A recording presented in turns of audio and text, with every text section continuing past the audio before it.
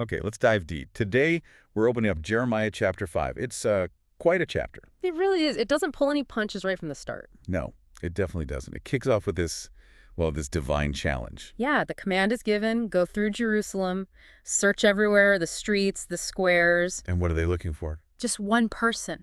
That's the staggering part. Find just one single individual who deals honestly and actually seeks truth. One person in the whole city. And the implication is, The stakes are incredibly high. If they find that one person, God says he'll forgive the entire city. wow, the fate of everyone hanging on, finding just one good person. So what happens? Do they find anyone?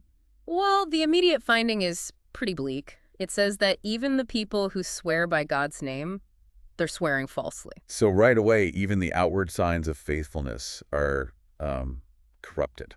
Exactly. It suggests the dishonesty isn't hidden deep down. It's right there on the surface, even in their religious expressions. Truth is already compromised. That sets a really grim picture from the outset.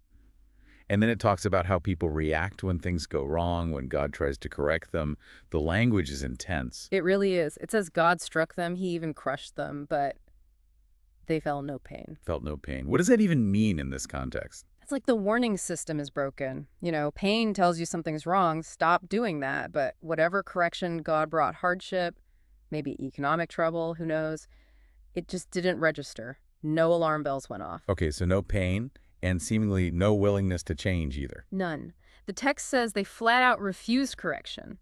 And this image, they made their faces harder than stone. Harder than stone. That sounds like sheer unbending stubbornness. Like absolutely refusing to admit they're wrong or need to repent. Absolutely. It's not just ignorance, it's active resistance. They're dug in, unwilling to budge, even when facing consequences. And there's this moment where it seems like maybe, just maybe, this problem is limited, right? Like perhaps it's just the poor. Yeah, there's that thought process described. Maybe these are the poor. They are foolish. They don't know God's ways, his requirements. Almost an excuse. Like maybe they just don't know any better. Right. So the next thought is, okay, let's go talk to the leaders, the elite. Surely they know the law. They understand the covenant. But that hope gets dashed pretty quickly, doesn't it? Completely. When the focus shifts to the leaders, it says they too had, with one accord, broken off the yoke and torn off the bonds. The yoke and bonds. Yeah. That's like the connection to God, the rules, the relationship. Exactly. It symbolizes the covenant, the obligations, and the leaders, the ones who should be upholding it, they've deliberately and together just thrown it off. So it wasn't ignorance, and it wasn't just one part of society. It was a unified rebellion right up to the top. That's the picture painted. Deliberate, united rejection of God's ways. And what's the immediate consequence described for this rebellion and backsliding? It's shown as this total loss of security. The land becomes dangerous. Wild animals are mentioned, a lion, a wolf, a leopard just waiting outside the cities. So like stepping outside the bounds of God's ways literally leaves them exposed to predators. That's the metaphor, yeah. Powerful imagery. Their unfaithfulness means the protection is gone. They're vulnerable, exposed. Which leads straight into this really arresting question from God's perspective. Yeah. Why should I forgive you? It's heavy. It sounds less like a genuine question and more like a statement, like, look at what you've done. There's no reason for me to forgive this. Precisely. And the text immediately backs that up by listing why. Forsaking God, swearing by idols. Standard stuff, maybe. But then it gets really specific and, frankly, quite disturbing. You mean the part about adultery? Yes. It says, your children have forsaken me. I supplied all their needs, yet they committed adultery and thronged to the houses of prostitutes. And the description? It's not subtle. Well-fed, lusty stallions, each neighing for another man's wife. That's Incredibly strong language, isn't it? It paints this picture of just uncontrolled, animalistic desire. Especially jarring because it mentions God providing for them. I supplied all their needs, and this is how they respond. So it connects their spiritual betrayal directly to this really base moral corruption. They turn from God, and their desires run wild. Exactly. The prophet isn't holding back. It's meant to show the depth of the decay, this complete lack of faithfulness, fueled by prosperity even. And after painting that picture, the question comes back again, reinforcing the point. Right. Should I not punish them for this, declares the Lord? Should I not avenge myself on such a nation as this? It's like the evidence is overwhelming. Justice demands a response. Okay, so punishment is coming. How is it described? What are the instructions? The command is given. Go through her vineyards and ravage them. The vineyard, that's often a symbol for Israel or Judah, right? Yeah, the nation itself. So bring devastation. But then right away, there's this qualification. But do not destroy them completely. So even in the judgment, there's a limit. Not total annihilation. Exactly. Ravage, strip off branches, but don't completely wipe them out. And the reason given for stripping the branches, What's the reason? for these people do not belong to the Lord. Wow, that sounds like because of their actions, they've effectively broken the relationship themselves. Yeah. They're living as if they don't belong to him, so the judgment reflects that reality. That seems to be the implication. Their actions have consequences for their identity, for their connection to God. And this unfaithfulness isn't just in what they do, it's also in what they say, Yeah. especially about God and his warnings. Oh, absolutely. The text calls out their specific lies about God. They were actually saying things like, he will do nothing, no harm will come to us, we will never see sword or famine. Just outright denial, pretending there are no consequences. Complete delusion. And they didn't stop there. They dismissed the prophets, too. How so? They said, the prophets are but wind, and the word is not in them. Basically, they're just talking heads. God's not really speaking through them. Total invalidation. And how does God respond to that specific claim, that dismissal of his word? With incredible power. God says because they've spoken those words, his words in Jeremiah's mouth will become fire, and the people will be the wood. So their denial of the word's power actually triggers its destructive power against them. That's the irony, yes. Their own words bring about the very thing they deny. And this leads into describing the judgment in very concrete terms, doesn't it? It's not just metaphorical fire. No, it becomes very real. God says he's bringing a distant nation against you, an ancient and enduring nation. Distant, ancient, and crucially, a nation whose language they don't know. Yes, whose speech they can't understand. Imagine the terror of facing an enemy you can't even attempt to communicate or negotiate with. Adds another layer of helplessness. And how are these invaders described? As mighty warriors and their weapons. Their quivers are like an open grave. An open grave. That's chilling. It suggests death is inevitable when they arrive. It paints them as relentless, unstoppable, a truly formidable force. And the text spells out exactly what this nation will do, right? It's quite comprehensive. Devastatingly so. It lists it out. They'll devour your harvest, your food, devour your sons and daughters, your future, devour your flocks, herds, vines, fig trees, your economy, your sustenance. Basically everything they rely on. Everything. And it adds, with the sword they will destroy the fortified cities in which you trust. Even their defenses will fall. It's total dismantling of their society. But even in the middle of that terrifying description, that earlier note comes back again. Yes, that thread of mercy. Even in those days, declares the Lord, I will not destroy you completely. It's remarkable. Even when detailing this level of destruction, the promise isn't total oblivion. It seems core to the message. Judgment is severe, unavoidable due to their actions, but it's not the absolute end.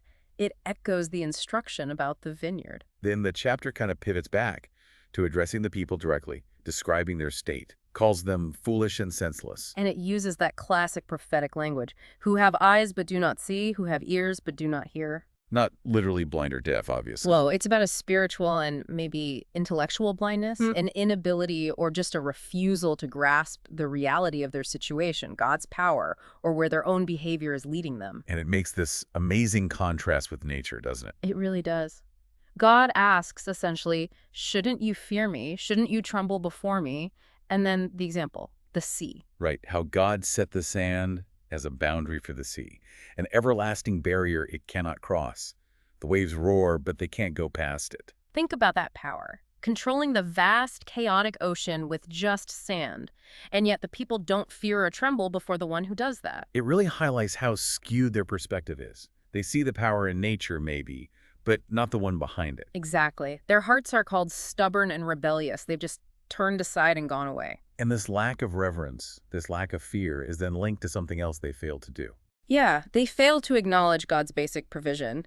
The text says they don't even say in their hearts, let's fear the Lord our God, who gives us the rains in season autumn and spring, who ensures the harvest comes. They just take it all for granted, the rain, the food. Completely. They don't connect the reliable cycles of nature, the very things they depend on to live, with the God who provides them. No gratitude, no acknowledgement. And the text draws a direct line from that attitude and their sins to negative consequences. It says it plainly. Your wrongdoings have kept these away. Your sins have deprived you of good. Their own behavior is stopping the blessings, blocking the good things that could be theirs. Which brings us to another detailed look at the specific wickedness happening, this time focused more on social issues. Yes, injustice within their own society. It describes wicked men among my people who act like hunters. How so? Like fowlers setting snares for birds. Exactly, but their traps are set to catch men. It's an image of deliberate exploitation, preying on others, likely the vulnerable. And this exploitation leads to wealth. That's the link. Like cages full of birds, their houses are full of deceit. Through this deceit, this trapping of others, they have become rich and powerful and have grown fat and sleek. So their prosperity is built on dishonesty and taking advantage of people. They're comfortable because they cheat. That's the charge. And it gets worse when it describes what they don't do with their power and wealth. What's the failure there? Their evil deeds have no limit, it says. And specifically, they do not plead the case of the fatherless to win it. They do not defend the rights of the poor. So the most vulnerable people, orphans, the poor, have no one to stand up for them among the rich and powerful. Exactly. Their power isn't used for justice. It's either built on injustice or simply ignores the suffering of the needy. They're just focused on themselves getting fat and sleek. And after laying out that kind of social breakdown, that specific wickedness, the question comes back again. Yes, for the third time, hammering it home. Should I not punish them for this, declares the Lord? Should I not avenge myself on such a nation as this? It's like the evidence keeps piling up, demanding judgment. It's a pretty comprehensive indictment, isn't it? From the spiritual hypocrisy at the start, Yeah. through the moral failures, the denial, and now this deep social injustice. It covers all the bases, really. Internal disposition, outward actions, societal structures. And the chapter wraps up with this final summary statement about a horrible and shocking thing that's happening. What's the final piece of this terrible picture? It's this toxic combination of corrupt leadership and, maybe even more disturbingly, the people's reaction to it. What are the leaders doing? The prophets prophesy lies. The priests rule by their own authority. So the spiritual guides are actively misleading people, and the religious authorities are just doing whatever they want, not following God's direction. The very sources of truth and moral guidance are corrupted. That's bad enough, but you said the people's reaction is even more shocking. That's the final gut punch. The verse concludes, "And my people love it this way." They love it. They prefer the lies and the corrupt leadership. That's what it says. It's not just that they're being fooled. They actively like this arrangement. They're comfortable with the deception, maybe because it doesn't challenge them. They don't want the real thing. Wow. That adds a whole other dimension. So it's a nation totally unfaithful, rebelling against correction, morally corrupt, socially unjust, led by liars. Yeah. And the people themselves are content with this whole setup. It's a picture of a society deeply, deeply broken and seemingly okay with it. They've lost their way and actually prefer the wrong path. Okay, so let's try and pull this together. Jeremiah 5 gives us this devastating picture. The failed search for even one truthful person. This deep rebellion and hard-heartedness from everyone, leaders included. Specific sins like idolatry, rampant adultery, shocking social injustice where the rich prey on the poor.